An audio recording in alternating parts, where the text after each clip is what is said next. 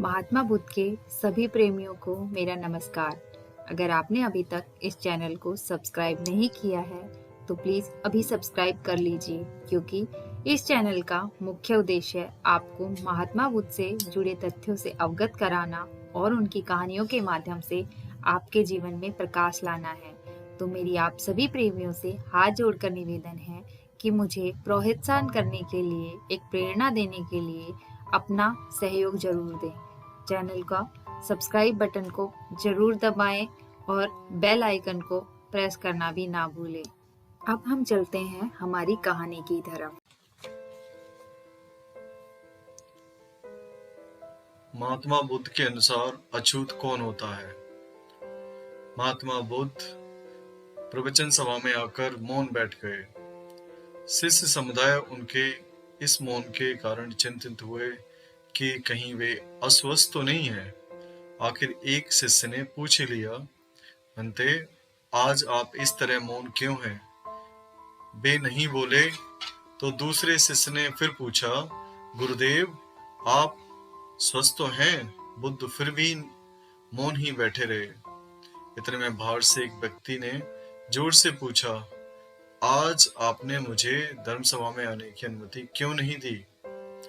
बुद्ध ने कोई उत्तर नहीं दिया और आंखें बंद कर ध्यान मग्न हो गए। वह बाहर खड़ा व्यक्ति और जोर से बोला, मुझे धर्म सभा में क्यों नहीं आने दिया जा रहा है? धर्म सभा में बैठे बुद्ध के शिष्यों में से एक ने उसका समर्थन करते हुए कहा, गुरुदेव, उसे धर्म सभा में आने की अनुमति प्रदान कीजिए। महात्मा बुद्ध ने आंखें खोली और बोले, नहीं, उसे अनुमति नहीं दी जा सकती क्योंकि वह अछूत है। अछूत? शिष्य बोला, अछूत? मगर क्यों?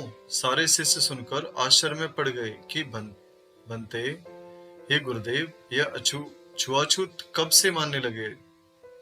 महात्मा बुद्ध ने शिष्य समुदाय के मन के भावों को ताड़ते हुए कहा, हाँ, वह अछूत है। वह आज अपनी पत्नी से लड़कर आया है। क्रोध से जीवन की शांति भंग होती है। महात्मा बुद्ध कहते हैं, क्रोधी व्यक्ति मानसिक हिंसा करता है। इस क्रोध के कारण ही शारीरिक हिंसा होती है। क्रोध करने वाला अछूत होता है क्योंकि उसकी विचार तरंगे दूसरों को भी प्रभावित करती हैं। इसलिए महात्मा बुद्ध उसे आज धर्म सभा के बाहर ही रखना चाहते थे।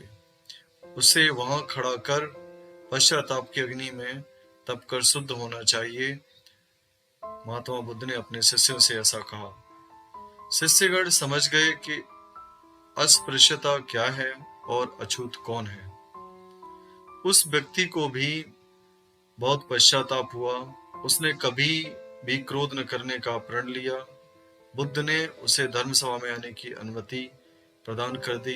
इससे हमें ये सीख मिलती है कि क्रोध ऐसी चीज है जो खुद को भी जलाता है और दूसरों को भी परेशान करता है। तो क्रोध से अपना ही नुकसान होता है, तो क्रोध नहीं करना चाहिए।